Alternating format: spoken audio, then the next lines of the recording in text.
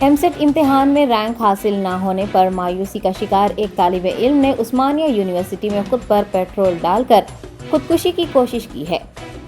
JNTU کی جانب سے ایم سیٹ 2023 کے نتائج جاری کر دیے گئے ہیں۔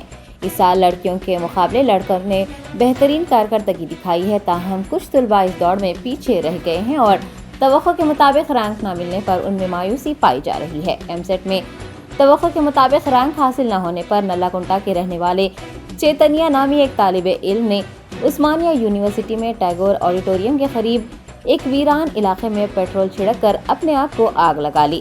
مقامی لوگوں نے فوری اس کی اطلاع پولیس کو دی ہے اور آگ بجھائی ہے۔ اس واقعے میں چیتنیا شدید زخمی ہوا ہے، اسے علاج کے لیے اسپتال منتقل کر دیا گیا ہے۔